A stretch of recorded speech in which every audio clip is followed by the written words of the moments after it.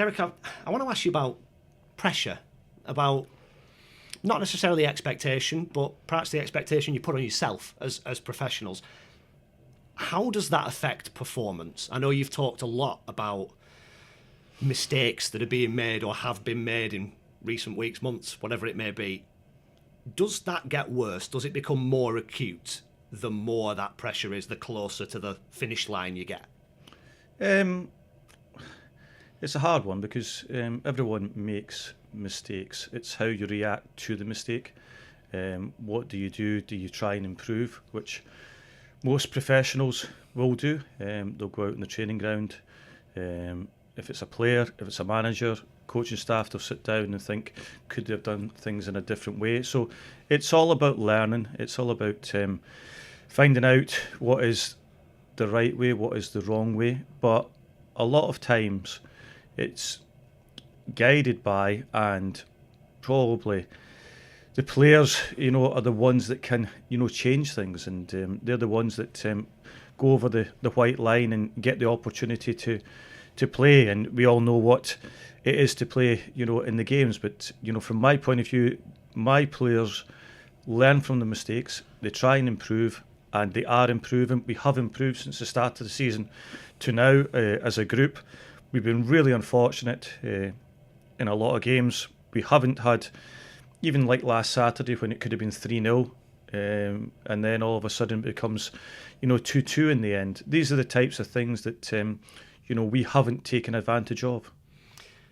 When we're talking about mistakes, lapses, errors, whatever you want to call it, whether that's giving a goal away, missing a chance, getting sent off in a game, anything like that, is the important thing that you don't see the same thing happen with the same person? Is this what you talk about when you say learn from your mistakes? Yeah, I mean, that is true, because obviously the less mistakes you make, then the more successful that you're going to be. And but it is the nature of sport. You're always going to have errors. The top players have less than anyone else. It's about pass completion.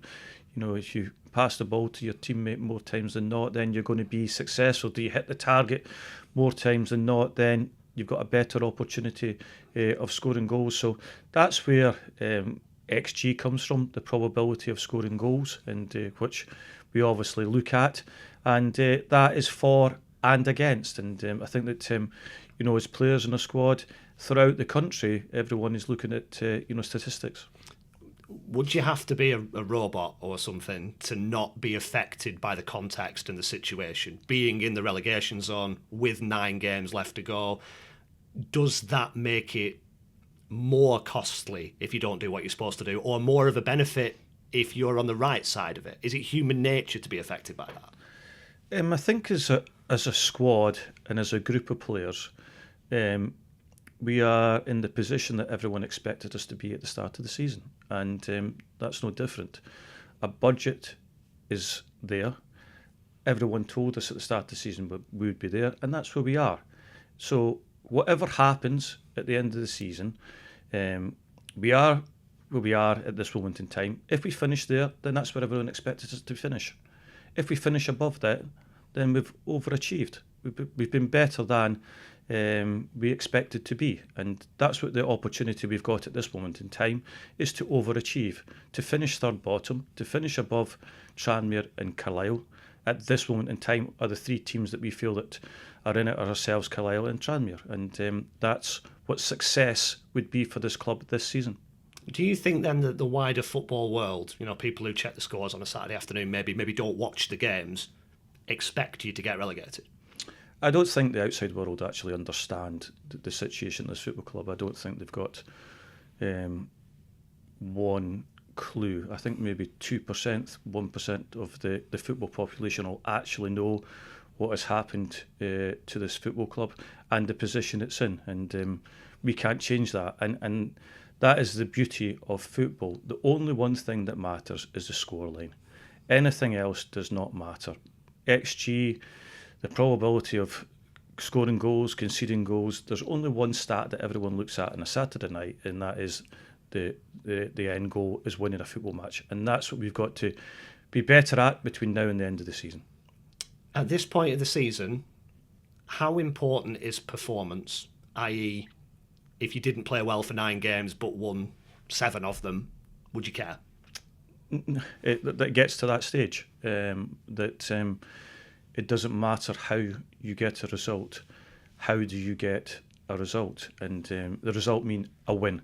And we all know that at this stage in the season, we would all love an excellent performance. But as I said before, the only one thing that matters is winning football matches. Do you know what you're going to need, do you think? I know you talk about being above the 2 teams that you've already outlined, but points return-wise, have you got an idea what it's going to take? You obviously need 6 points more than Tranmere. We need to win 2 more games than Tranmere, and we've got to obviously pick up more points than the team above us at this moment in time. So we can't judge what the points total has to be, because we don't know what the other teams are going to do around about us, and we don't know what we're going to do. What happens if we go on, a great run, which we're capable of doing, and Tranmere, fall off a cliff? That can happen. Do you think you're going to have to do something that you haven't done all season, which is win back-to-back league games at some point in these 9? Yeah, of course. There's no doubt about that. We're going to have to put a run together of wins that takes us above Tranmere at this moment in time, and takes us further ahead of Carlisle. But we're going to have to win, back-to-back games at some point. Do you worry about if the outcome is not the one you want? Do you worry about if you don't achieve this and get above the bottom line? Personally, because you're responsible for it, you'll take responsibility for it, I'm sure, if it happens. But also for the club and the people and the supporters and the staff, what the implications of relegation might be. Well, I think that's something that the football club has to look at as a whole, and look at how we've got to this point, and we can all draw conclusions to that. We all know what we could have done better, not just this season, in seasons gone by as well, to improve things, and it's something that we can look at and assess, but at this moment in time our full aim is being able to collect enough points to stay in the division. I know you've talked a lot about not being able to fault the effort levels and what your players are putting in out there. Maybe the quality has not been there at times. Is it a simple economics equation that to get more quality you need to be able to invest more? Not always the case.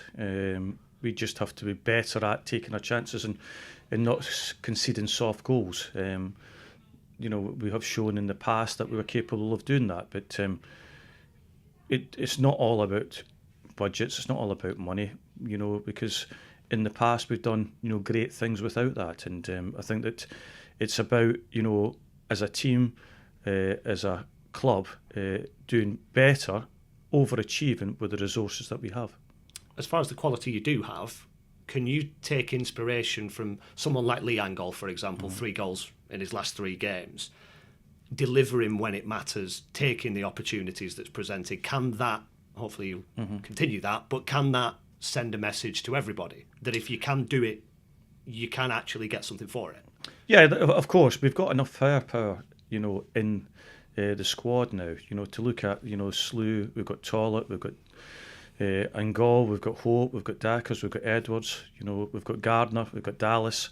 There's enough there, but they have to do it, and when they get that opportunity, then they're the ones that get the opportunity to go and score goals. Have we scored enough goals from midfield? We haven't, and we have to be better at that. But we've got the enough players that are capable of doing it.